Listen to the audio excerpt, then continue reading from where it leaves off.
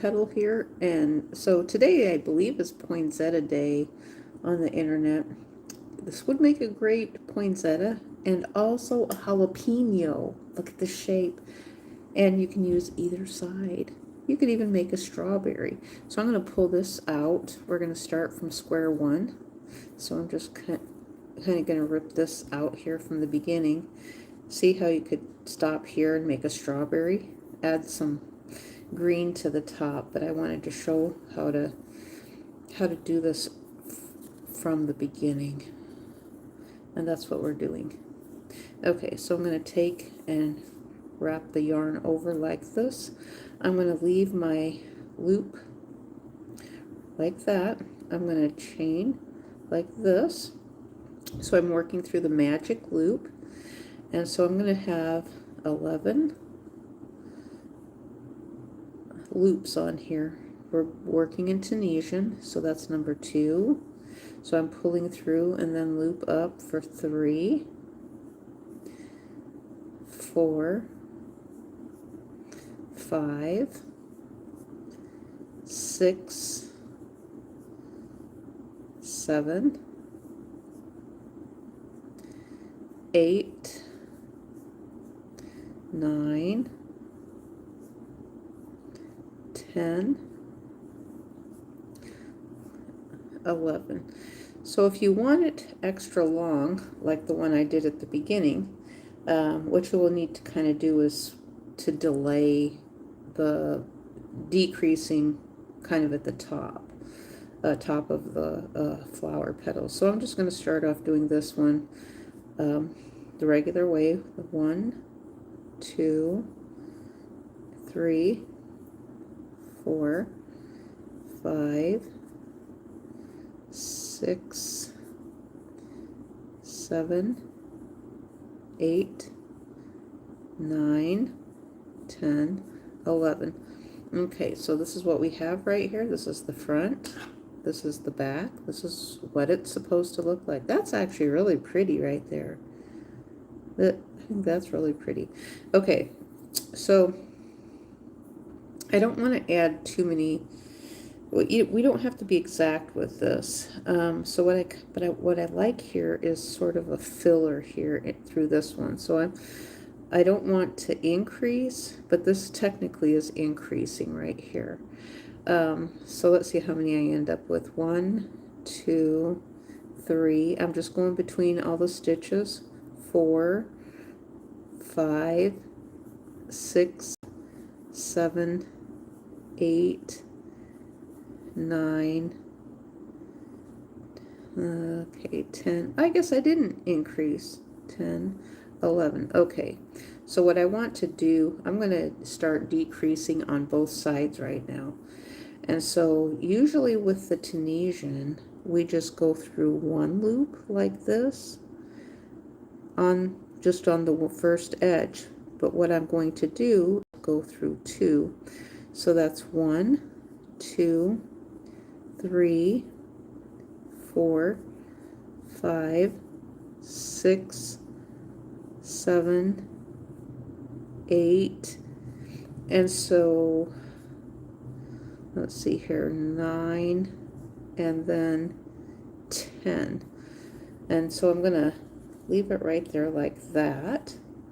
And so I wanted the filler in here because this side looks filled in.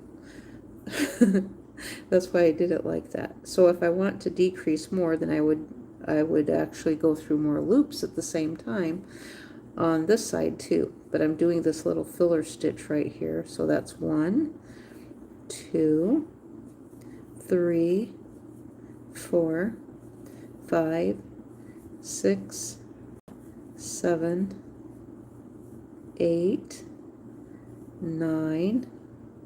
Oh, we're going to get back, this is going to get us back to 11. I don't exactly want 11, but I like to go through this edge right here. So I'm right back to 11 again, which that's okay right now. But what I'm going to do this time, okay, I'm going to go through the 2, 1, 2, 3, 4, 5, 6, 7, 8, and I believe I'm going to go through all 4 of these for 9 right there like that. So that's going to take me down and decrease a little bit on this side. So I'm not just decreasing on this side only, I'm decreasing on this side. Okay, so this time I'm going to skip over this one and pull up. So we got 2, 3, 4, 5, 6, 7, 8, 9. How are we back to 11 again? 10, 11. Okay, now we're back to 11. Let me see. 1, 2, 3, 4, 5, 6, 7, 8, 9, 10, 11. We sure are. Okay. Now why is it that I'm not decreasing the right way? Okay, so I'm going to have to start doing it on both sides. I like this part right here because the bottom part of the petal is okay to have the full amount. But now I'm going to have to start decreasing. I'm going to have to get serious about my decreasing here. Okay, so hello, Lucas Bello. Is that right? Lucas Bello, 7475. And hello to Cry Still Hamilton. Crystal Hamilton. Oh, hello, Crystal Hamilton. Okay, so now I'm going to have to get serious about decreasing, unless I'm just going to have a flower that looks like a square. Okay, so we're going to do 1, 2, 3, 4, 5, 6, 7, 8, 9. Okay, so why is it I ended up with 9 there and 11 on the other one? So on one row I'm decreasing. Okay, so let's do this. 1, 2, 3,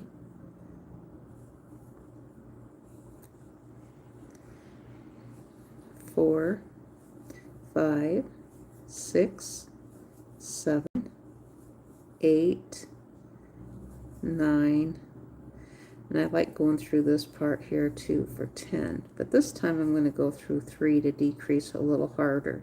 1, 2, 3, 4, 5, 6, 7. Okay, I mean, if I don't do that, I'll never get my flower decreased, now will I? So we've got 1, 2, 3, 4, 5, 6, 7, going through 8. Okay. 1, 2, 3, 4, 5, 6. Okay, so we are decreasing here. So do you see here how this is how it looks? So we're decreasing a little more on this side than we are on this side. And that's kind of just the nature of the pattern and how it works. So if you want it to be more centered, we would have to decrease on both sides evenly. But with Tunisian, the knit style stitch, it's kind of wonky. So now I'm just going to start skipping over this first one. Now I filled in at the beginning. Okay, 1, 2, 3, 4, 5, and 6 right there like that. Let's do 1, 2, 3, 4. Alrighty, we've got 1, 2, 3, 4. Okay, 1, 2, 3, 4, and 5 like that. Okay, so let's go 1, 2, 3. All right, so this one even looks different than the one I had at the beginning. 1, 2. Okay, we'll get this 3, 4. Look at this. Okay. Oh, I like this. Actually, this is kind of how the one I saw demonstrated went. Was this direction like this. Okay. So we'll do 1, 2. I think I want to add one more point onto it, just like this. And we'll add another point. Oh, I like this a lot. Now you can make leaves the same way. And now we're pulling down here. Do you see how beautiful this is? Oh my gosh. T-shirt fabric yarn makes the most beautiful flowers I've ever seen. I always wondered how people did that earlier on YouTube. At the beginning, they had access to tools I didn't have access to. This makes the t-shirt yarn makes the most beautiful flowers. I know I've used acrylic in the past, but this is absolutely beautiful. You see that? Oh my goodness sakes. Let me see. Hello, Amir Bailey. 1964. Okay, what is 1964? Lucas, is that right? Did I read that right, Lucas, or am I getting that wrong? Okay, let me see if I can flip around here so I can read what you all are writing here. Okay, we've got that right there. Lucas Bello says 1964. What is 1964? So there must be something significant about 1964. I'm not quite sure. Oh my goodness, look at this. Yeah, I really like the t-shirt yarn a lot. It's really pretty fur. It's nice and stiff, and we can use either side. It makes pretty leaves. I love the slant on it. So if I was in a place where I could actually fully make the flower, I would make the full flower right now, but I'm just not in that place to be able to do this, and so I'm showing how to make the leaf. Let's take a close look at the leaf. That is really, really beautiful. Look at that. Beautiful leaf.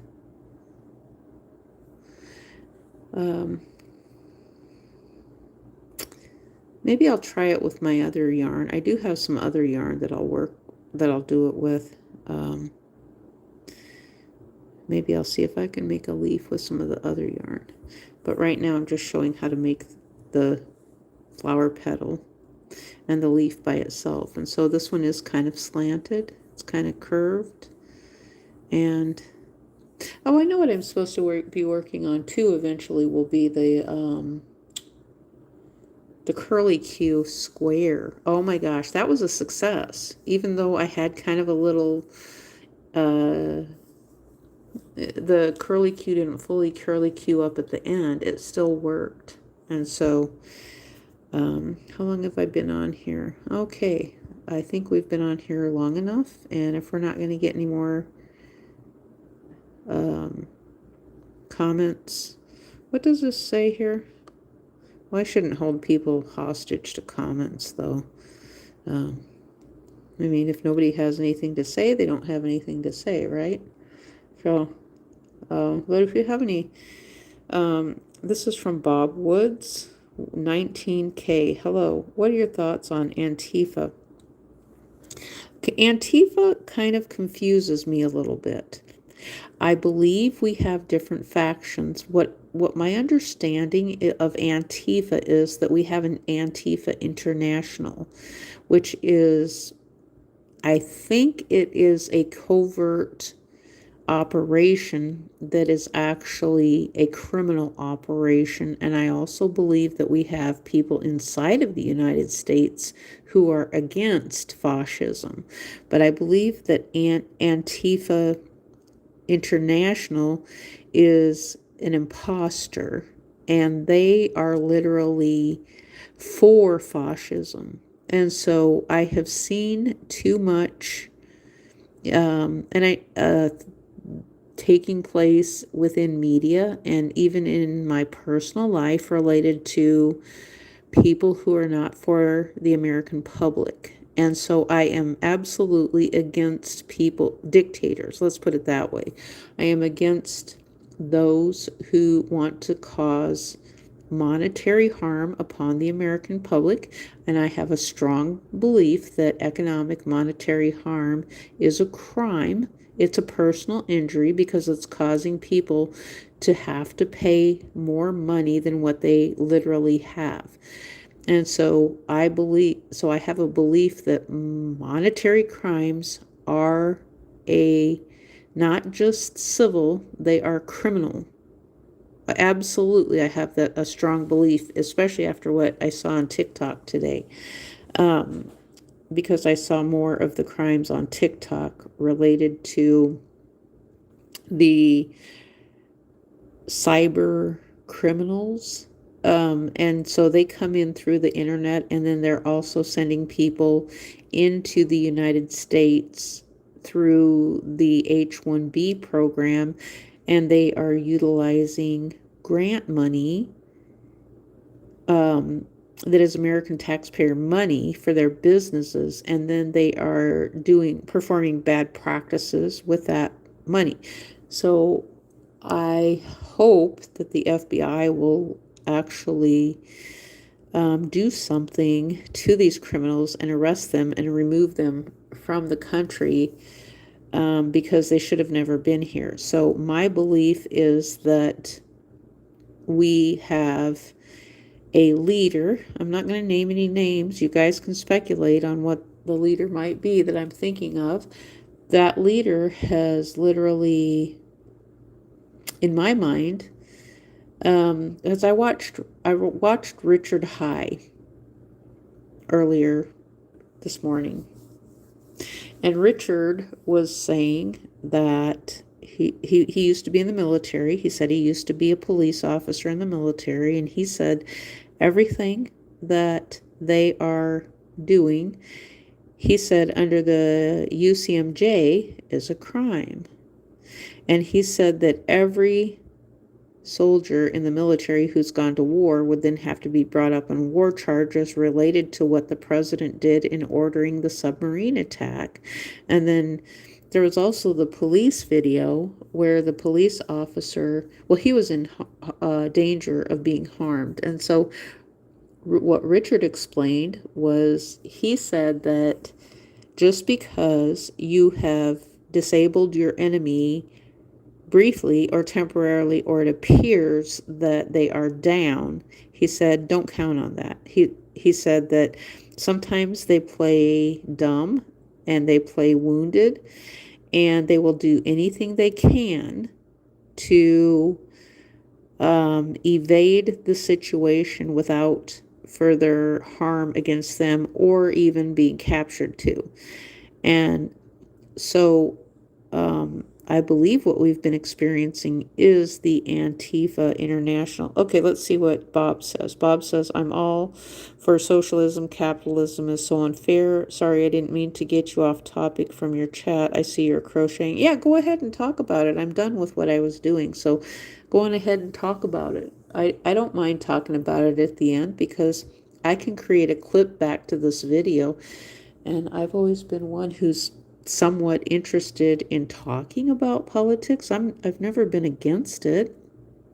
And so I actually, I mean, the thing is, I do have a TikTok as well where I'm able to do panels and have people come on. If you guys want to go on a panel that I'm doing and talk about things, if you're willing to go on, and you don't have to be on camera, you can just talk about it in a podcast voice. That's all I do. That's all I'm doing right now. And you can share your opinions, for if you're for or against. And I'm not someone who, I hate the gaslighting with a passion. I hate the rage baiting, and I'm not even clipping over there at all. And so I just record the live stream and then it goes away. Unless someone wants a part of the video for their self or something, if they're saying something, but I don't know even how to, I can't even find any of my live streams on TikTok anyway. And so it really doesn't matter. So,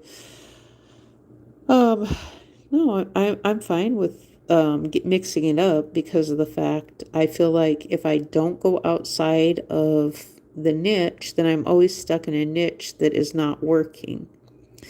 And so the crafting companies seem to not be interested in sponsoring anybody. Well, thank you, Bob. Um, so I mean, you can leave off-topic comments. I never objected to that before. Um, in the comment section, and I know how hard people have had talking about things. Now, now I admit it does get boring when a conversation becomes hijacked with some of them who are just pushing out medical terminology, and that's all they're saying literally is like one word. How long have I been on YouTube? Okay, I've been on YouTube for close to 20 years. Close to 20 years since I'm October of 2006. October of 2006 is since I've been on YouTube. This channel I've had for 2 years. It'll soon be 2 years. And so I've been on the internet even longer than what I've been on YouTube. So actually, I've been on the internet for 28 years. Yeah, 28 years. 28. 1997 is the first I ever got on the internet. So, yeah. Well, that's kind of a fun number, 28. Because what year, or no, yeah. 1997 is the first time I ever got on the internet. I mean, I could have been on the internet before that and not really known that I was, but I've shared this really bizarre story. You can ask more questions if you would like to, Bob. I've shared this story before related to, I don't know, why is it the wiretapping has been coming up again lately? I don't know why. Someone I think is talking about wiretapping and historically I don't know if that's the stuff that they did. Okay, so you have to go get a pizza for dinner. Yeah, I'm gonna be done here probably soon. My gosh, a pizza sounds so good. I have not had a pizza in a long time. I would love to have a pizza, but it's just not in my budget right now. I've kind of been holding back and but thank you, Bob, for subscribing. And I mean, if you guys are interested, I'll put my TikTok in my YouTube profile if you ever want to see if I'm on over there. I don't live stream all the time, but I sometimes will live stream crochet tutorials, but I'm working harder on YouTube right now to try to get my 4,000 watch hours. I don't know where the direction TikTok is going because it's a hot mess. It's a huge hot mess right now. But I do like being over there because of the panels. And I tried to do some panels last night, and all I ended up with was people coming on for a short few seconds and then leaving. Now, what I've been reading about TikTok is that they said TikTok has watch time, and that they said they're sabotaging the watch time. They go on, so other people who are not part of their network, they're sabotaging by going on a short time and leaving. And so what they're saying is that ruins the credibility of the other live streamers. So when they go on a short bit and then they drop off the panel, they said that harms the person. So there's some of them that they will actually remove down. They get to keep their points, but if you remove yourself down off of a panel, then you lose your points. And I did notice that when I removed myself off of a panel, then I lost my points that I had. I only had like 2, but still all the same. It was like I earned some points, and now I have to figure out how to get points again. I don't know how I got them to begin with.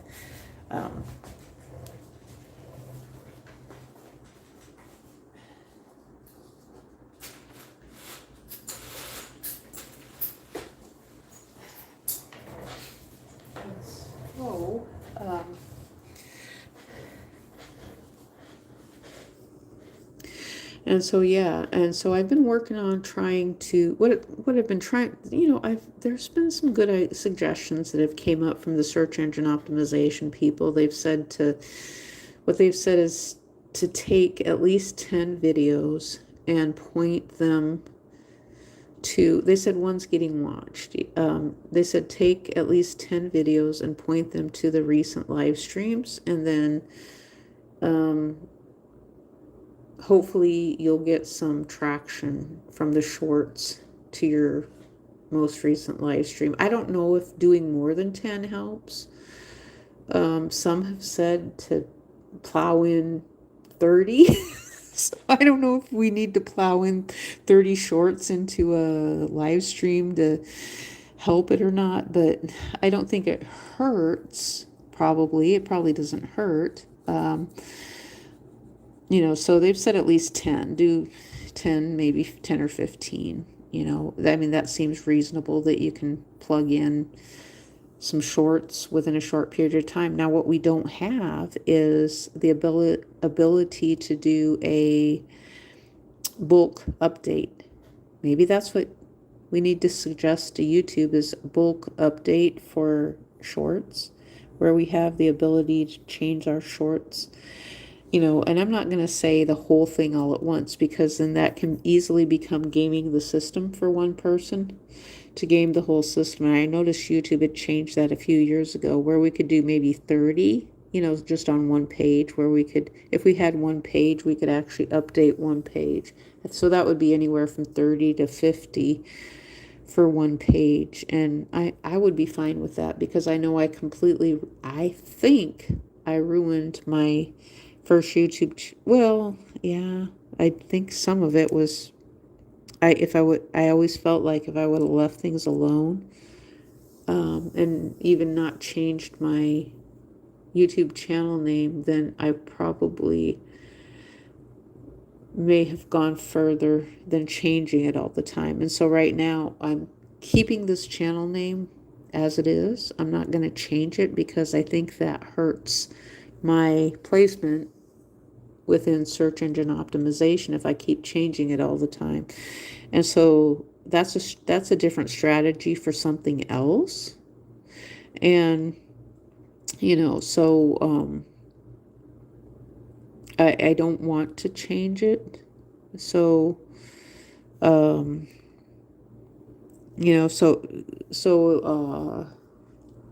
I just don't want to change it. So I want to leave it the name that it is right now, because I kind of like it. And so, yeah. Thank you, Bob, for subscribing. Bob Woods. Bob Woods, 19K.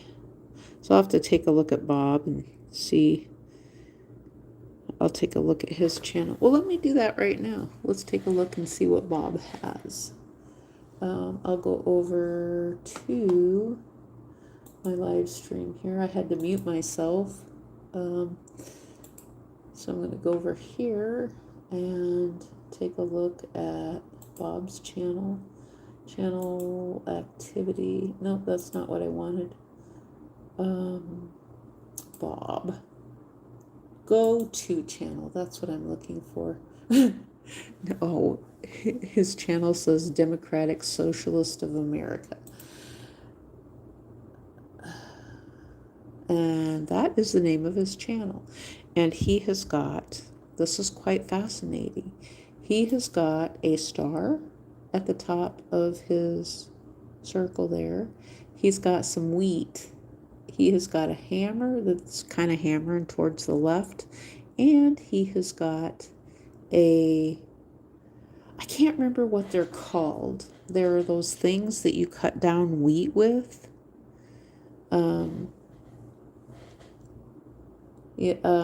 Those, they're like a shear or a sheath or something like that. I can't exactly remember what they're called. But it's a harvesting tool that you do things by hand. I'm really surprised that he didn't I don't know, maybe he's wanting to avoid the, oh, maybe he's capitalizing off the word socialist. Dosa, or no, Desoa, Desoa, Desoa, Desoa. So now, related to the word socialist, I think there's different usages of socialist. You know, some will compare socialism to communism, and so there's varying degrees of what people are seeing related to their belief, because if we think of socialism, I mean, the word, for crying out loud, the word social security is within socialist. It's a social list. The Democratic, oh, they did release the Jeffrey Epstein files today, too. They released more. Should we do some ASMR?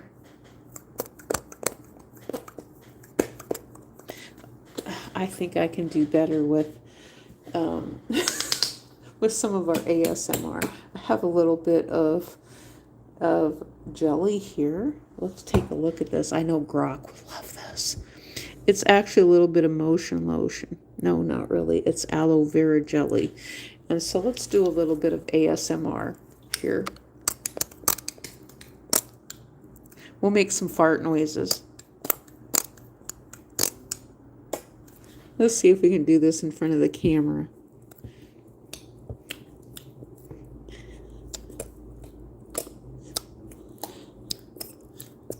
We're making...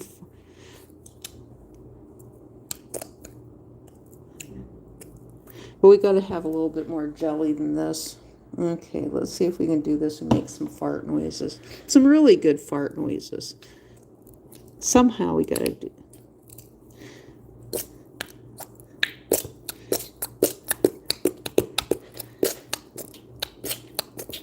Oh, Grok would love this. Oh, good grief. See?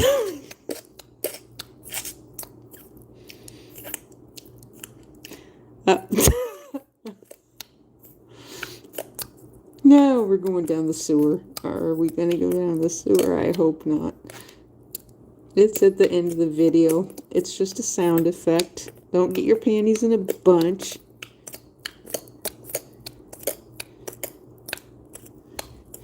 You know, if you got the walking farts, right?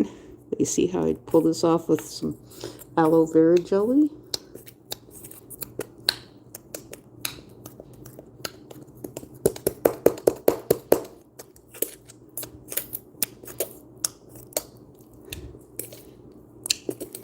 It sounds so soupy and gross. But you see, I'm just doing it with my hands. There's nothing abnormal about it, really. It's just the sound. This is how you get the sound effects.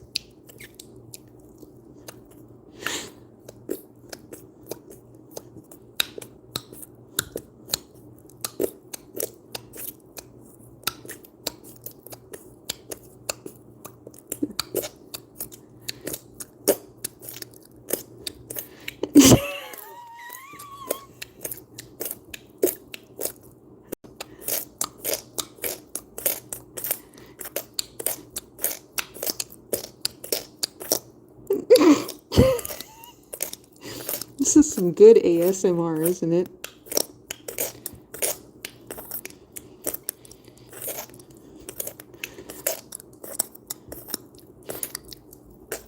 We gotta rub that lotion in. This is part of the 1001 ways to amuse yourself when you're bored.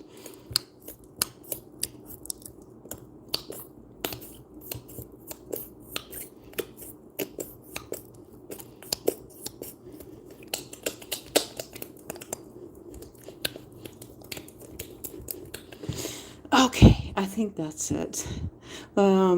Yes, this is how crochet people get in trouble, right? Thank you for watching, and we'll see you guys the next time. I hope Grok is not listening to this, because if Grok really is. The next time I turn on Grok, it's probably going to say some nasty things to me if I turn on the one that's over 18. So, anyway, yeah, if you want to have some fun sound effects for your videos, just do something like that. You're not going to be able to copyright sound effects like that because everybody makes weird noise sound effects, and even the dog lapping up. If you have a dog and you listen to the dog lapping up water in its dog dish, sometimes it sounds really, really bad. Um, but it was up until, I'd never listened to sounds as I have before since I've been on YouTube. I started listening to sounds and it's like, oh my gosh, humans make some disgusting sounds. They're normal, but disgusting at the same time. So, but it's normal. So, all right. So, and I'm still trying to figure out what is about the Jeffrey Epstein in the bathtub with a pillow. What is wrong with that? The man has passed away and they're running him through. That's the same thing what they did to Hunter. Now Hunter was not running for president, but they ran him through the mud. And now Jeffrey Epstein, he's passed away and they're showing pictures of Jeffrey Epstein. And now Donald Trump, he's with a whole bunch of women. I don't know what's going on. They have blanked out their faces. They've redacted their eyes on their face. So you can't see who the ladies are, but he's with a whole bunch of women. So I don't know what's going on, but the pictures are of Donald Trump on Epstein Island. So there's still something that Congress is investigating. I don't have access to C-SPAN at all, so I have no idea what's going on. I can't watch it, so I have no insight at all to what's going on, to formulate an opinion related to what's going on right now with Jeffrey Epstein. And so I'm just trying to stay neutral and not take anything too seriously right now, because politics should not be taken this seriously as what it has been, because we need to do things for everyone, not just one side or the other side. And I think legacy media has just been a huge disservice to the American public lately, in causing a lot of problems with the direction the United States has gone. So that's just my opinion on that. And I think my opinion surfaces more of a problem with media than it does politics, because I know that the president, maybe that's what we're talking about George Bush. He had things to say. George W. Bush, he had things to say, and he said he didn't know what happened at the end of his presidency. So this was at the time, I think, that Hillary was running for president against Obama in the primary. But he said he didn't know what was going on, so there was some things going on there. And so I started noticing an uptick in the clickbait, which was overshadowing. So all of his speeches were not getting shown on the internet. Now, granted, I know it's realistic that not everything would be shown, not his full speeches, but legacy media was not showing things of George W. Bush. And so I always thought, well, wouldn't it be nice to see speeches in the full context instead of just in a short little tiny clip of what they clip something out and they want us to see. And that's what happens, is that legacy media was just showing short little tiny clips of the president, something that was headline catching. And George W. Bush had said he did not understand what was going on. And I had written and said, I kind of do understand what's going on. And it's really unfair to the presidents themselves, because, and George W. Bush had surfaced, inflation 4% when he was president. every year, year over year, he was telling the country that we had inflation of 4% when he was president. He was telling people that, but it just seemed to go unnoticed. Nobody was paying attention. And so the first year, there, if it was just 4%, so I don't know if it was counted as 4% for each quarter or just 4% for the year. He was president for 8 years, so 4% plus 4% plus 4% plus 4% for his first 4 years is that's 16, and then in another 4 years, that's 32% inflation during George W. Bush's presidency. And so he said specifically that we had 4% inflation going on. And so I don't know, maybe that's what that was when someone said something about Bush the other day. Yeah, so we've had inflation for quite some time, prices going up for quite some time. And, some people have suggested, they said, well, maybe the government could inject some money into help the American public. However, with the bad practices, nothing with affordable health care is affordable. Nothing with housing is affordable right now. So they have to do things that help everybody. Right now, I believe the direction things are is related to capitalism, and that's a dirty, ugly word for legacy media and for Wall Street people, because CEOs only want to make money for their company. They don't care about making money for the American public. They really don't. They will lie. They will lie at every turn possible. That's why they like to hobnob and schmooze with the politicians, rubbing elbows with the politicians to see where they can get money. And that's why I said every politician is an insider to knowing where the direction of where money might go. There's even people from foreign countries who have utilized American taxpayer money, and then they send it to back to their own country. This is every single one of the BRICS. I call them the BRICS now because someone added in South America. So it's Brazil, Russia, India, China, and South America. Every one of those who comes into the United States and starts a business takes American grant money, and they just shuffle it on back to their own country when they're running a business in the United States. So they are taking even the earnings that they earn from the business when they're running it, and they are sending it back to their own country. They are not interested in reinvesting the money in the United States. So that answers the question of, so when you go into a business that is ran by, let's say, someone from Indonesia or China, and they have a rundown, everybody knows how rundown and nasty a lot of the Asian type businesses are in the United States. And they are not going to put any money into making the business better. They just are not going to invest any money into it at all. So they just let it become dilapidated and dumpy because they just want to keep the money. They don't want to fix up the business and make it better. And so they just kind of run it down into the ground.